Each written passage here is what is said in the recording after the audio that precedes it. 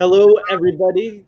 Frank Kenny here. Thank you so much for joining us for this live session where we're doing an interview with a vendor in the chamber industry and one of the chambers that are using their product. And the idea here is to keep you really abreast of what's working, what's trending, and ways you can help grow your chamber and bring in more non-dues revenue and various things like that.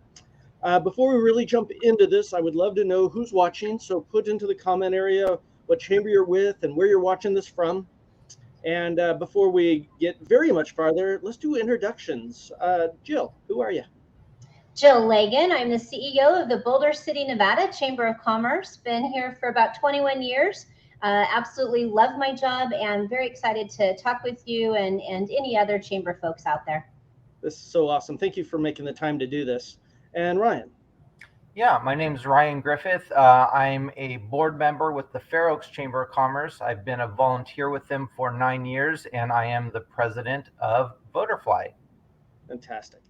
And for those of you who haven't been following this, the best of contests or best of awards, they've been in the industry a long time. Ryan, can you kind of give a 30,000 foot overview of what these best of things are? Sure. So they're a way for a community, a key individual or key organization in the community, say a chamber of commerce, to run their very own best of contests or awards. And so what that does is that allows the chamber to select various different categories where they want to highlight businesses. So a lot of chambers already do some sort of variation of this. They might have their own internal chamber awards, for example, best new business or best small business, large business. It's something like that, but it typically has more categories that are more finite. And so this is a way to really just get the community involved, to nominate and vote for those businesses. Very good. And for those of you watching, again, what chamber you're with, where you're watching this from, and then does your community do a best of awards or a best of contest? Has it ever done it? In a lot of communities, I've seen the newspaper does it or some other entity does it. And it's a really good fit for the chambers to do that. Jill, you've done one of these recently? So I have to tell you, I'm really grateful for the Western Association of Chamber Executives. At their annual conference, they have an expo hall, and I had the chance to meet Ryan. And from that information that he provided me there, it really sparked the idea that we should be doing this in our community. I checked into it a little bit more, found out that one of our local papers in a metropolitan area near me does offer this kind of a program, but it was specific to them. And it was really very technical and very difficult. I was absolutely impressed with the fact that Ryan's program and VoterFly is very easy. It's user-friendly. It's accessible for not only the public, but it made the back office side of things much easier for us. When you're a smaller chamber operating with just 2 employees, you need everything to be easy. And so we're really grateful for the ease of this and all of the great help that Ryan and his staff provided. That's awesome. Jill, can you kind of go over some of the benefits you saw from hosting one of these kind of events? Well, you know what? I wasn't sure what to expect because it was the first time we were doing it in our community. We're here in Boulder City. We're just outside of Vegas. Vegas does this and they have great success. But like I shared, it was also expensive and cumbersome. And so for me to try this and to see if our businesses would also take part, it had to be easy for them. Also, mom and pops don't have time for that. And so we saw that they not only picked up on this, found it to be simple and user-friendly, but absolutely enjoyed it. And I had no idea how competitive our businesses were. And so they really got into it. They really kind of created an energy in and of itself. And so between all of that, we really saw huge amounts of people involved and engaged and loving the program to the point where literally we just had somebody just 2 days ago. You know, we finished this program back at the 1st of May, but we had people just a couple of days ago, call and ask for the logo because they are so excited to be able to share that with others. So I have really seen a great engagement, and they are so excited to see what comes next year. Interesting. For those of you watching, again, have you tried one of these contests? And then do you have any questions for Jill as the chamber CEO that's actually done it, or Ryan, who owns a company that helps chambers do this? I'd love to know what questions you have or what concerns you would have about doing this. Ryan, is Jill's kind of testimonial there, her response, pretty common? Do you hear that a lot?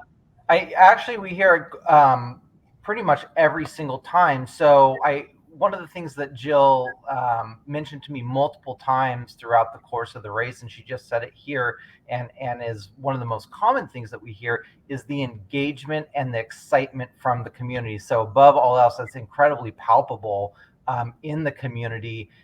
There are these businesses that just really stand out and grab, the bull by the horns, if you will, and take this and run with it. And they're very excited about that friendly competition within the community. Jill, there's some questions here. What if we do not have a local newspaper? You didn't partner with anybody on this, did you? I mean, you did this. I did not. You're exactly right, Frank. I didn't have that option. Our local paper wasn't offering something like that. It was the Vegas paper that was doing it, and it had become so big. So people all knew the best of idea. That concept was pretty much well branded. And so for me, it was just our opportunity to finally get Boulder City involved. And instead of having, traditionally a rural community doesn't get those types of great opportunities, this was an opportunity for our Boulder City businesses to be able to play with the big guys. But we were doing it with such a great, simple program. So we loved it.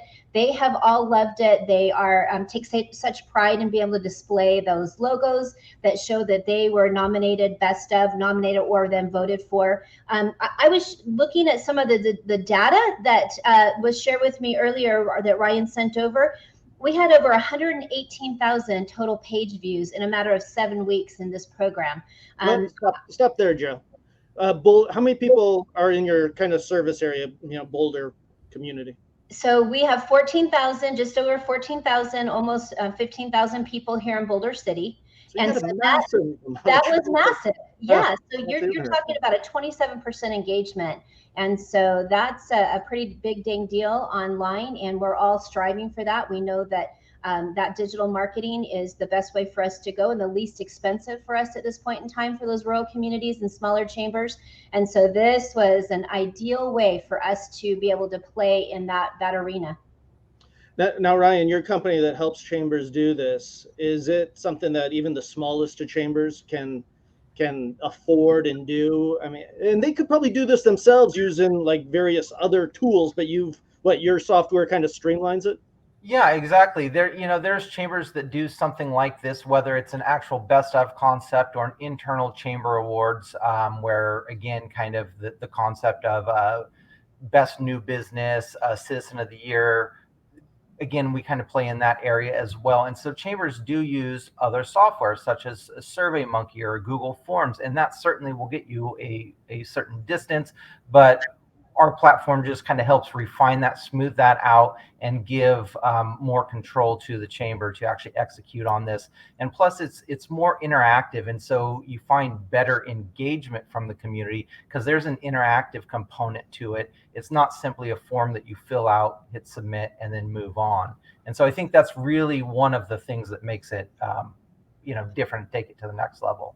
Jill, did you find the software kind of intuitive and easy to use, and pretty happy you used it?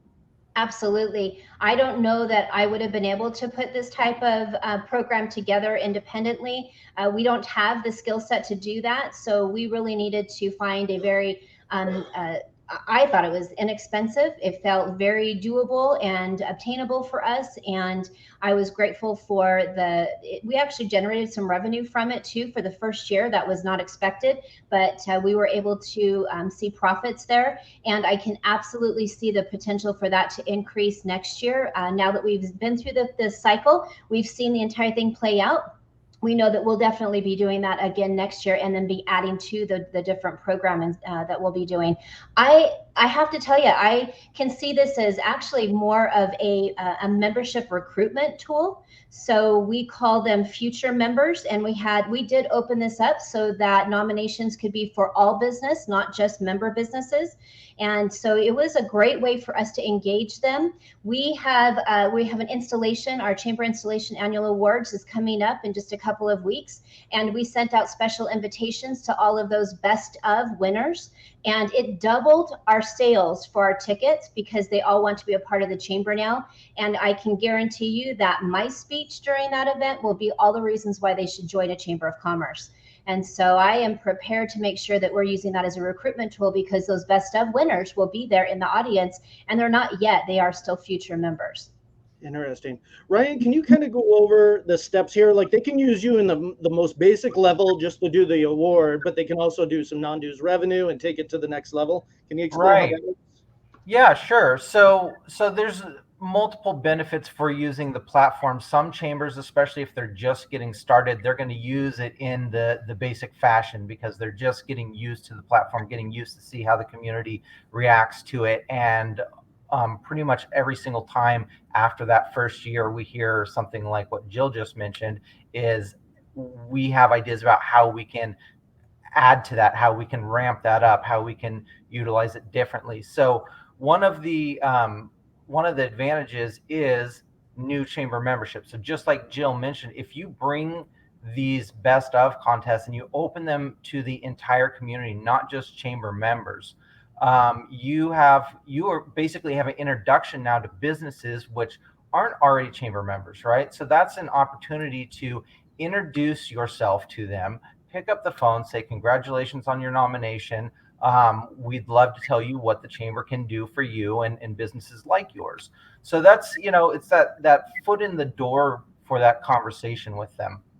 Let me Um, interrupt you real quick here, yeah, Ryan. Uh, when you do all, beyond just the members to the whole community, that can resonate really well with the city or the Economic Development Corporation or other people you're getting grants from or you're partnered with. A lot of times chambers are only focused on the members, and that can right, kind of be a sore spot with elected officials, especially. So when sure. you bring something like this, all of a sudden you're trying to help the entire community. I could see where that would be beneficial for relationships. Absolutely. Chambers of commerce are conveners of commerce. They're advocates for business. And that doesn't always just have to mean your members. That means business. What are the concerns of business locally? How do we support business locally? And so sometimes you go beyond your membership um, to promote business, right? And so that's one of the things when we're talking to a chamber, we bring that up to them and say, it's okay to open this up to the community as a whole. And one of the ways that you can still say we're focusing on our chamber members and giving them an advantage is we do what's called seeding those businesses in the race out of the gate. So chamber members are automatically included in this, but the community as a whole, non-chamber members, have an opportunity to also be added if they choose to participate. So you're So really kind of giving a preference to your chamber members. well, let me ask Jill, did you get much pushback from members saying, why they're not a member? Why are they part of this? Or not? You We didn't did hear not. No, we really didn't. And I think that's part of the cooperation that was kind of the idea of everybody being a part of this. They wanted to be measured up against that competitor, even if they weren't a member. And so it's been lots of fun, and we have not had any pushback at all. that. Interesting. Did it put you top of mind in the community where, well, all of a sudden a lot of people were talking about the chamber in this contest and stuff? Absolutely, to the point where our elected officials wanted to know if we could have a best of elected official. I absolutely said no to that one. That one would be a little too dangerous for us, but we did. We saw a lot of branding going on with this, and it gave us the opportunity to create a new logo for it, so that we now have that out there floating too. And we don't see an end to it. I'm pretty sure we will continue this program for many years to come and improve on it each time. I did note that one of the questions was, where really is the revenue coming from this? And that happened to be from those people who were nominated. If they were not a member, we did ask them to pay an initial fee to become part of the nomination process. So we were able to capture some dollars from those non-members that were participating. How else are chambers making money, Ryan? Yeah, so that is definitely one way to do it. And Jill and the chamber are they really are trailblazers with that concept that she's talking about, where they actually charge a small fee to be included. So that was our first example of actually doing that with our platform. But some of the other ways that we generate revenue is we actually have sponsor and ad spots within the platform that can be sold. And so all of that revenue, that is all revenue for the chamber. So you can either look at that as new revenue, for example, with ads. You can sell those, generate that revenue, and that's all for the chamber. Or in the case of a sponsor, maybe you already have some existing sponsors that sponsor for the entire year. You can view that as a value add for those sponsors. They also get that visibility. And so something that's let me interrupt. Yeah. Sorry, I keep interrupting you, but I have specific questions. Jill, did you say your website saw like how many visitors to your website for this? So we had 118,000, and that was total page views, and that was based on the website that we actually we were able to have VoterFly put together for us. Loved it. It was linked into our website. They had it all ready to go. It was a plug and play program. Absolutely easy. Interesting. So that much traffic, you'd get the banks, the credit unions, various members would definitely want to have that kind of visibility. You could sell that. And Ryan, your software provides statistics? Yes, yeah, that's what I was going to say, is that there are statistics on all of these ads and sponsorships, sponsorship spots. So you can actually quantify what you are doing for these advertisers and these sponsors. Interesting. Let me see if there's any other question. Oh, somebody wants to know how much was the fee. What's your software cost there, Ryan? So the base cost is $300, and that will give you an annual subscription to the platform. Okay, so it's definitely not out of line. It's not terribly expensive. Jill, did you find it terribly staff consuming or money consuming or anything? No, it was a completely reasonable program. In fact, I had shared with Ryan at one point, I think he might be losing money. But I will say that as far as staff time goes, of course, that is something we want to put some kind of a dollar tracker amount on, so we know what we're kind of spending as far as our staff hours. And so we noted there was about 10 hours in the first month in setting this up. 10 staff hours is really pretty reasonable, in my opinion, for a brand new program like this, because they made it so easy. And then when we first launched, that week, maybe 10 days, 2 weeks, we were seeing probably 10 hours in those weeks, because there was a lot of time that we needed to answer questions, stay on top of things, making sure that we knew what we were doing, and a lot of lessons learned right then. And then it kind of, we left it open too long. We know next year we will not leave it open for 7 weeks. We're going to shorten that to 4. And so then that, of course, will also reduce some of the staff hours there as well. And then towards the end, it was very, very simple. Once the list was provided to us of the winners, we made that announcement at a major large event that probably generated about 300 people in a park trying to find out who the winners were. A lot of media attention there as well. And so we made that a big deal. And so I will say that it absolutely was reasonable, and the financial commitment was nothing that you couldn't handle. Good stuff. Ryan, has anybody been able to take this like to the next level, to where it's a major deal in their community? I know Jill's just getting started with it, but you've had clients for a while. Is anybody doing anything big with it? Sure. Yeah. So here locally actually is where we started, where I'm at, and with my chamber. So that's the Fair Oaks Chamber of Commerce. That was the flagship. And so that has really grown to a large event. So they take this entire process, and then at the end of all of the voting and all of the nominations, and when the votes have been tallied, they turn that into a very large event.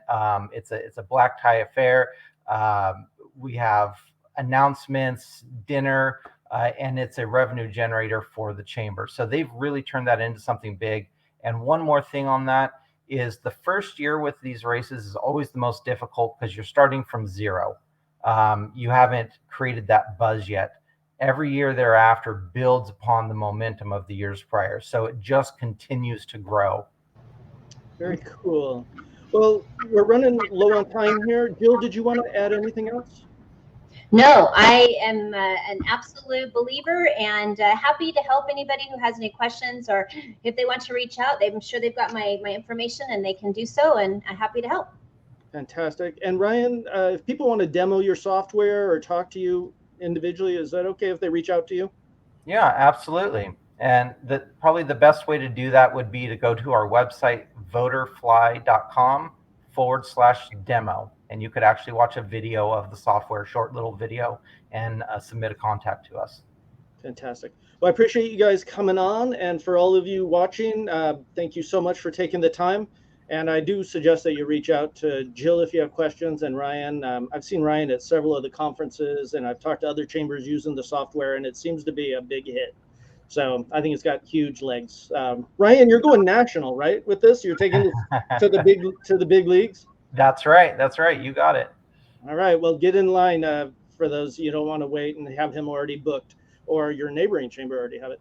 All right. Thank you guys so much. Take care. Bye bye, everybody. Thank you.